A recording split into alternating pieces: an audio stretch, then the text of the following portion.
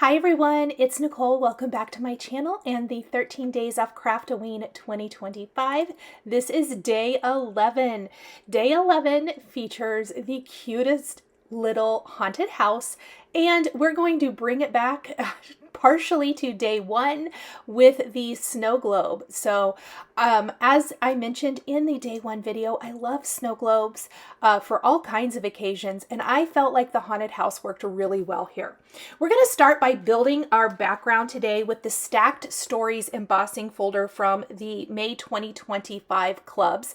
This is an embossing folder still available, and you guys know that I've been using books a lot in my Halloween series. I kind of like the backdrop of a spooky type library against all of the fun die cut images from the box.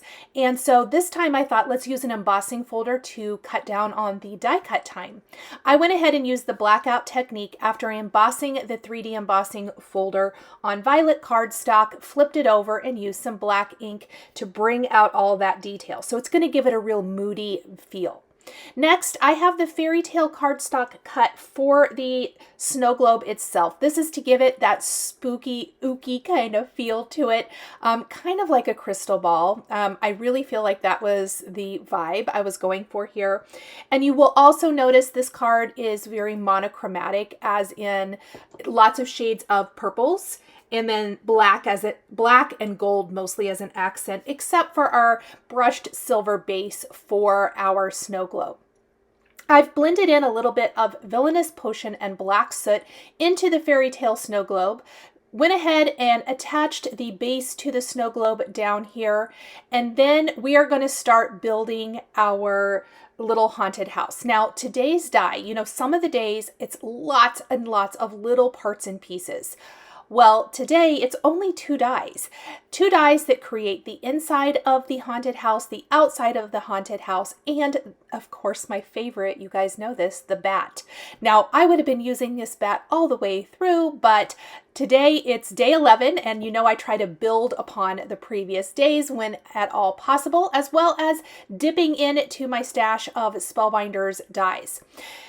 For dipping into previous days, I did pull out the adorable little ghost from the skeleton mug set.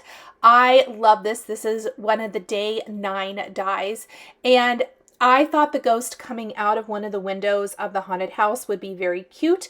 We also have another ghosty. He's going to be coming, kind of coming out from our books, and you'll see that in a minute. I did take a little bit of the Spellbinders Sparkle Splatter, spatter that all over our background. I wanted my spatter to be very subtle today, so it's going to be very light, just little bits of sparkle when you tilt your card this way and that. And I wanted that on the background and on the crystal ballish snow globe itself. So talking about previous days dies, I did pull out my favorite little stack of books. So we're not completely without our book die cuts today. This is from day 7, and I'm using both the books and the candles.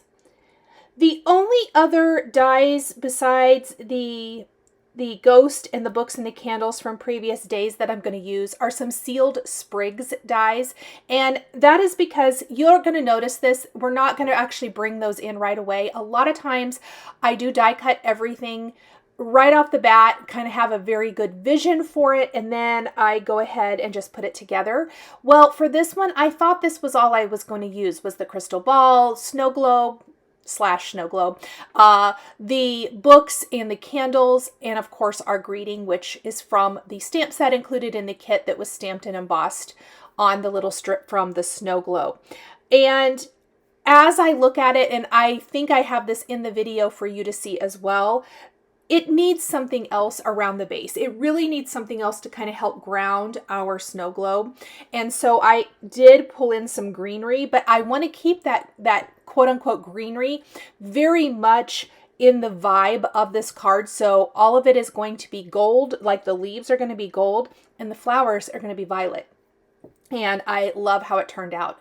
I've also blended in a little bit of Woodsy and Amethyst Positively Saturated inks from Simon Says Stamp into some of the elements like the books and the candles, just to give them a little bit of that moody type of vibe. And don't forget to add all of the little parts and pieces for the flickering candles, the little light, or the little flame, pardon me, on the tip of the candles. I used some champagne cardstock and brushed gold cardstock for this. I've also die cut multiple bats from today's die set to have, you know, around our little haunted house. I absolutely love it. The detail is very simple, I feel like, but it's very effective. It's a great little haunted house. It can be used in lots of ways. If you have like jar dies, cloche dies, and it will fit inside of those, that would be cute. Lots of different, obviously, snow globes. Maybe you want to build a shelf card. You guys know how much I love building little shelf cards.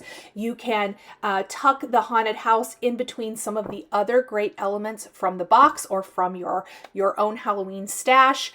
Very, very cute and fun. And as always, I'm trying to incorporate other things you might own or give you ideas for how to build your own scene.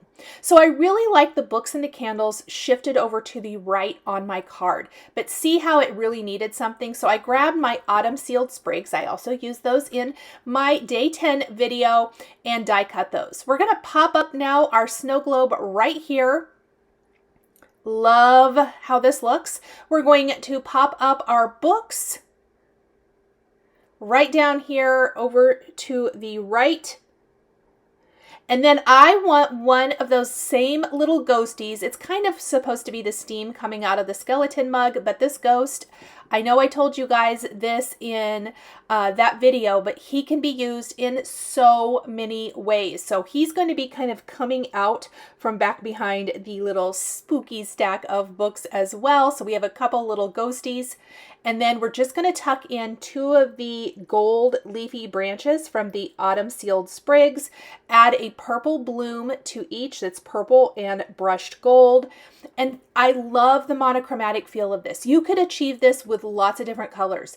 Maybe you want to do greens. Maybe you want to do orange, like dark oranges, and like do an orange black, very traditional Halloween. Maybe you want to do pinks and oranges for more of a you know, modern take on Halloween. I've done several cards in pinks. That would look beautiful. I definitely went with the purples here, just trying to mix it up. I love all of the different iterations of Halloween colors. I really do. And especially in my card making. In my decor, I'm pretty traditional. I will say that. It's pretty much orange, black, and lots of neutrals. I like a lot of neutrals. But for my card making, I like to go all out and try lots of different things.